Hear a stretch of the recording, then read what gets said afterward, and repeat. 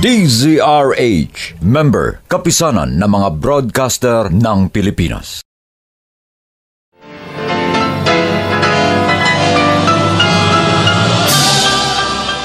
Buong karangalang inihahandog ng DZRH para sa bagong milenyo ang isa pang magandang dula mula sa panulat at direksyon ni Salvador M. Royales. May pangako ang bukas. Mahal na mahal ko ang anak ko. Wala akong ibang hinangad kundi ang lahat na makabubuti sa kanya.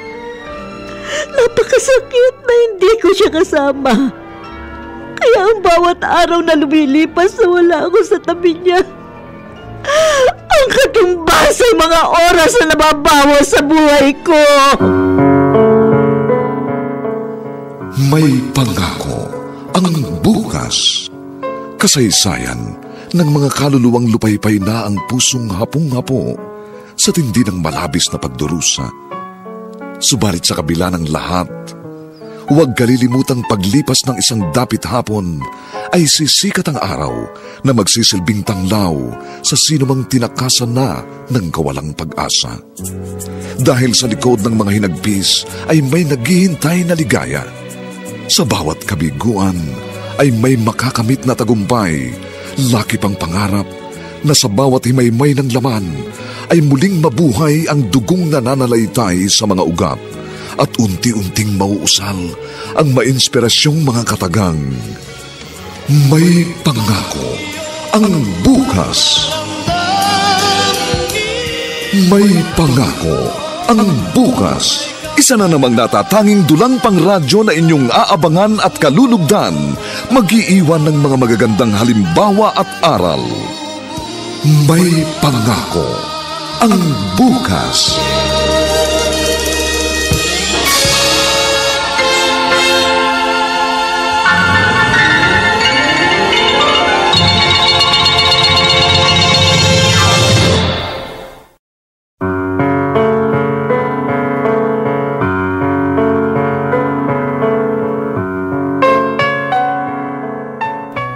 Magandang araw uli sa inyong lahat, mga giliw naming tagapakinig. Narito na po ang huling kabanata ng ating tampok na kasaysayan sa linggong ito, pinamagatang Katumbas ay mga oras na nababawas sa buhay ko.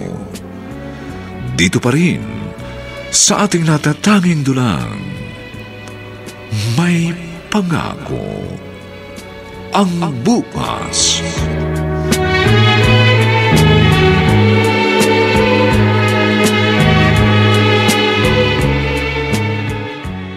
Nagdrama na naman sa harap mong Nerisang yon. Erika, paulit-ulit na sinasabi yun sa akin ni Nerissa. Ang alin?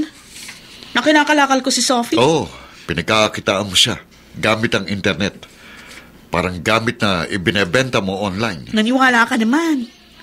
Jobert, naninira lang yun. Gusto niya siraan yung pagsasama natin. At gusto niya kunin sa iyo ang bata. Ewan ko ba? Anong ewan ko ba? Huwag mo sabihin pinaniniwalaan mo ang kasinungalingan niya. At nagdududa ka na sa akin. Saka na lang tayo mag-usap.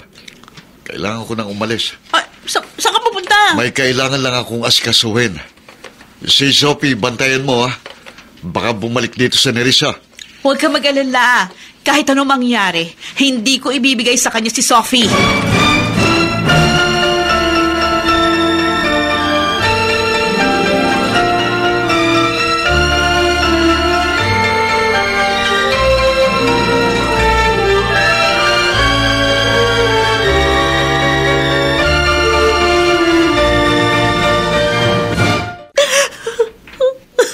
Nerissa, tama na.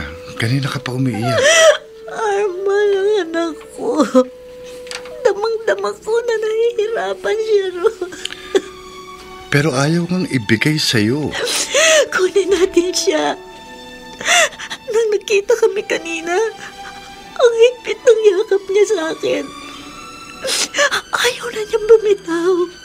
Nagmamakaawa siya. Gusto na niyang sumama sa akin.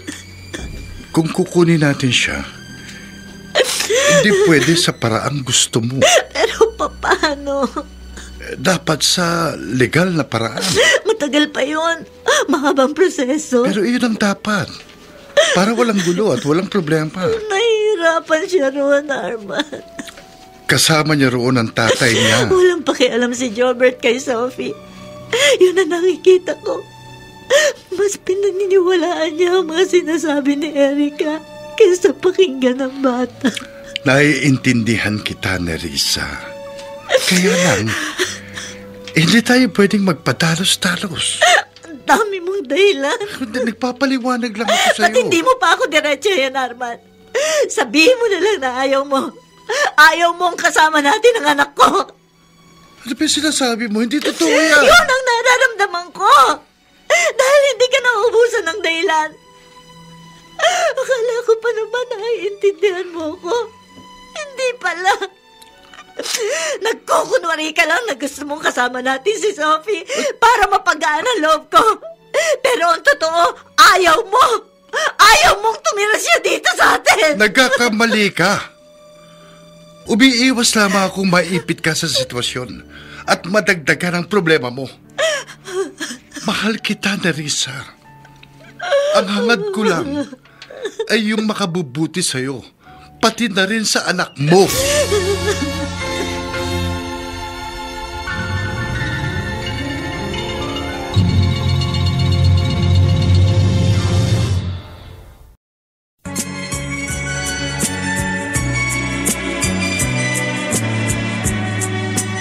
At ngayon, balikan natin ang tampok na kasaysayan sa ating dulang. May pangako ang bukas.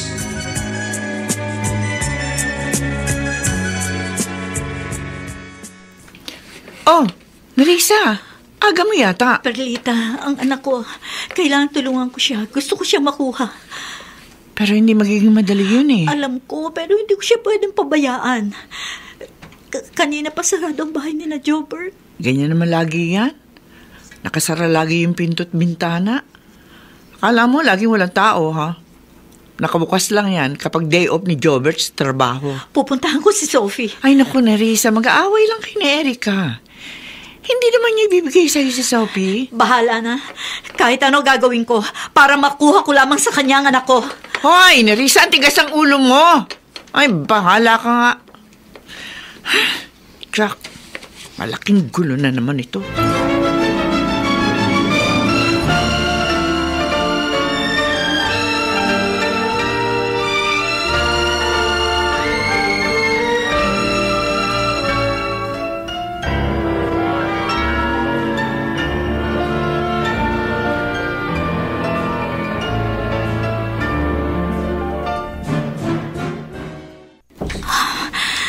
Tahimik na tahimik ang bahay.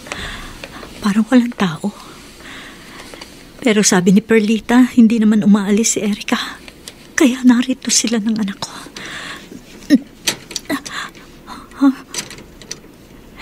Hindi nakalak. Dahan-dahan akong papasok sa loob. Alam kong may ginagawang kalukuhan ang Ericang ito sa aking anak.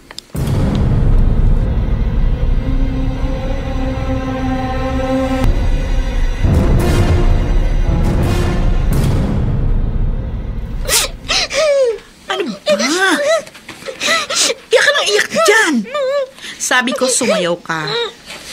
Dance! Pinagusto ng kliyente natin eh. Ano, naghihintay siya, oh. Pinapanood niya tayo. Sumayaw ka na, nang walang saplot. Ayaw mo? Ha? Ayaw mo? Aba, ay ginagaling mo na naman ako eh. Hindi ba sabi ko sa'yo, sumunod ka lang dahil magkakapera tayo. Pagod na po ako. Tsaka sasabihin mo na naman mali. Trabaho lang ito. Tinutulungan mo lang kami ng papa mo. Walang mali doon. Pero... Ay, nako. Wala nang maraming dahilan, ha? Ano, sige na. Gawin mo na yung gusto ng kliyente. Mamaya, may nakabook pa tayo. May isa pang kliyenteng naghihintay sa'yo.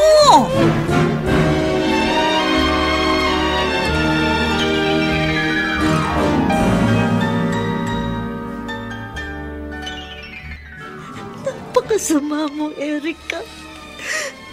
Ganyan pala ang pinagagawa mo sa anak ko. Pinagkakakitaan. Binababoy mo murang katawan niya. Ayop! Ayop ka! Ayun ang kusina. Magbabayad kang walang hiya ka!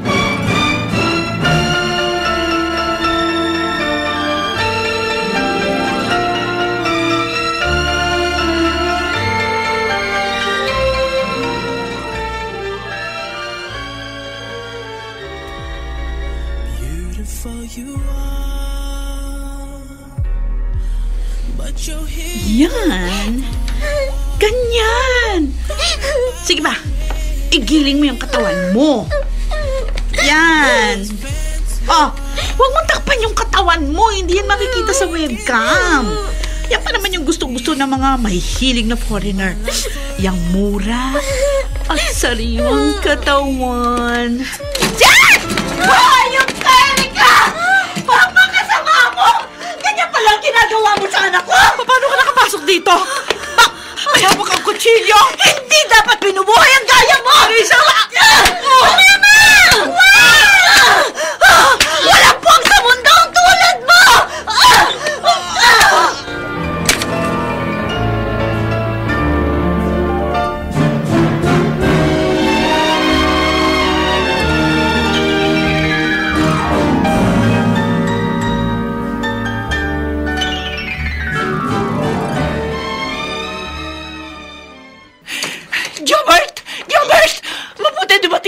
Bakit? Si Narisa! Nakapasok yata sa bahay niyo. Ha? May narinig akong ingay. Parang mayroong nangyari. Ano?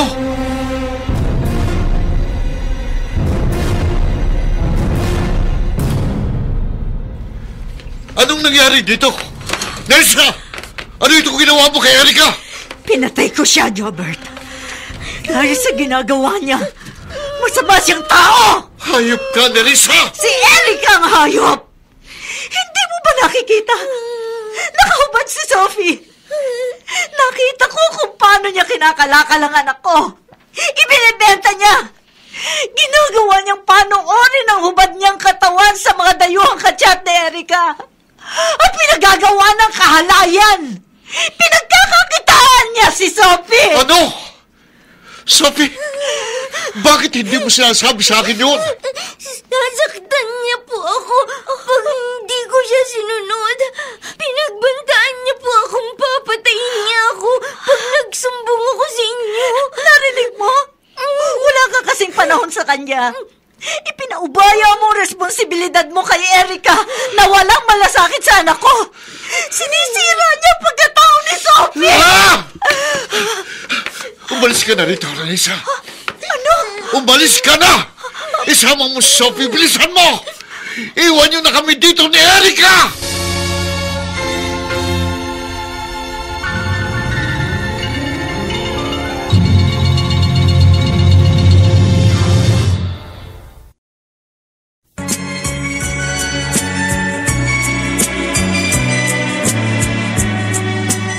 At ngayon, balikan natin ang tampok na kasaysayan sa ating dulang.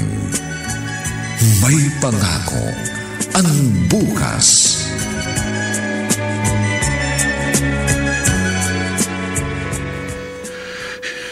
Erica. Erica, hayop ka pala. Hayop ka. Anong ginawa mo sa anak ko? Hayop! Tama lang ang nangyayari sa'yo. Tama lang!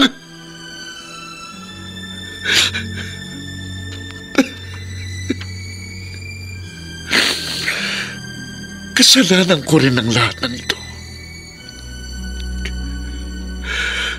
Napakalaki ng naging pagkukulang ko sa aking anak.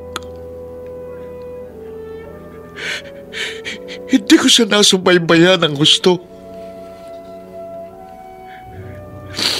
Ipinagkatiwala ko siya sa isang mapagsamantala at masamang tao. Matagal na nabulag ang paniniwala ko dahil sa maling paratang ko sa aking sinirisa. Oh, Diyos ko! Naiintindihan ko na ngayon ang damdamin ng isang nagmamahal at nagmamalasakit sa kanyang anak.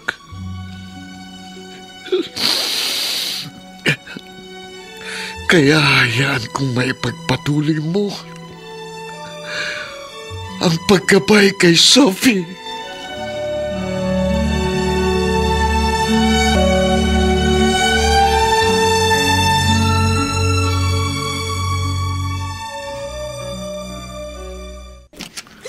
Ano ba nangyari? Saka na lang ako magpapaliwanag, Arman. Kasama mo na si Sophie. Oo, at alam yun ni Jobert. Arman, umalis muna tayo rito. Ano? Saan tayo pupunta? Kahit saan. Huwag niyo po akong iiwan. Hindi anak. Hindi na kita iiwan.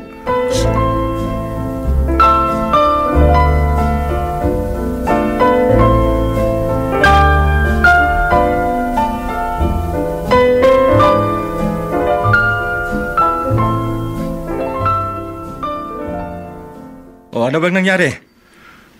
Nag-away po kami ng asawa ko at napatay ko siya. Nalaman ko kasing may kalaguyo siya. Kabo, pusasan na yan. At dali na sa presinto.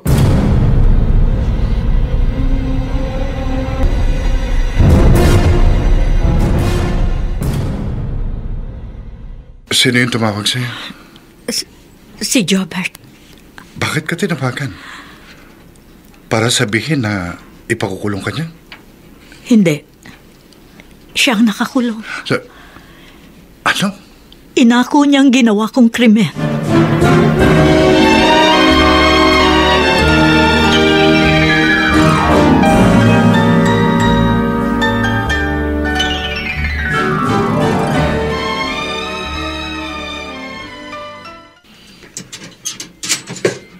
Jobert, may dalaw ka. Nerissa, Jobert. salamat sa pagbisita mo sa akin. Salamat din sa pag-asikaso mo sa libing ni Erica. Kulang pa ang mga ito sa pagsasakripisyo mo, Jobert. Ginawa ko ito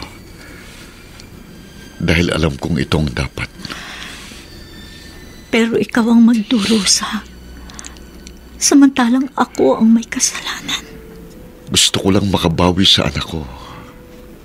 Inaamin ko, hindi ako naging mabuting ama. Napabayaan ko siya. Kaya naabusong kainosentehan niya. At ginawa pa yun ng taong pinagkakatiwalaan ko. Kaya ngayon, ipinabalik ko na siya sa'yo. Alam kong mas mapapabuti siya kasama ka. At sana, sikapin mong makalimutan ni Sophie hindi magandang karanasan niya kasama si Erica. Tulungan mo siyang maging normal na bata. Lahat ay gagawin ko para sa kanya. Wala akong ibang hiniling sa simula pa, kundi ang para sa ikabubuti niya. Pagsabi na rin sa kinakasama mo, salamat. Dahil handa niyang tanggapin at ituring na anak si Sophie. Mabait si Arman. Kung paano niya ako minamahal at pinahahalagahan, alam kong ganun din ang gagawin niya sa anak ko. Kaya isang buong pamilya ang maibibigay niyo sa kanya. Ikaw pa rin ang ama ni Sophie, Jobert. Ngayong may isip na siya, alam ko maiintindihan niya lahat. At ipagpapasalamat niya ang naging pagsasakripisyo mo. Dahil katulad ko, ang tanging hangad mo'y matupad ni Sophie ang mga pangarap niya. At magkaroon siya ng isang magandang pangako ng bukas.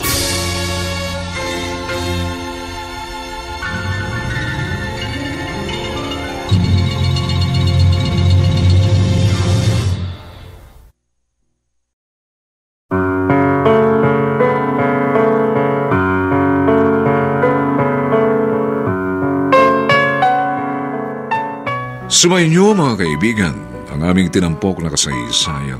Alam po namin inyong kinalugdan at kinapulutan ng magandang aral sa buhay, pinamagatang Katumbas ay mga oras na nababawas sa buhay ko. Samantala, inaanyayahan po namin kayong bisitahin ang FB page ng May Pangako ang Bukas. Nakahanda po kaming tugunan ang inyong mga mungkahi o suggestion para lalo naming mapaganda ang ating programa. Ang mga nagsiganap ay sina Phil Cruz, Rosana Villegas, Susan Robles, Vilma Bromeo, Bobby Cruz, Leonel Benamin, at si Olive Madrideos sa papel na ni Risa.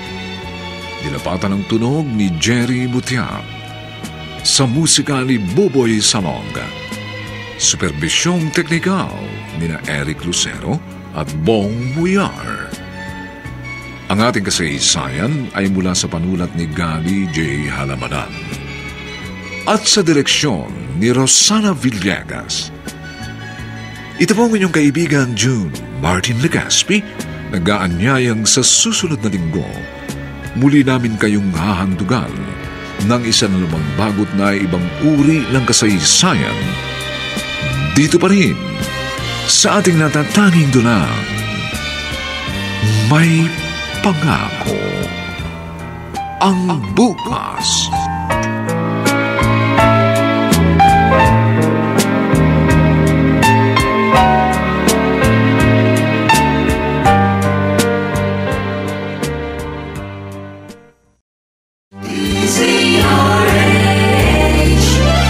DZRH, member, kapisanan ng mga broadcaster ng Pilipinas.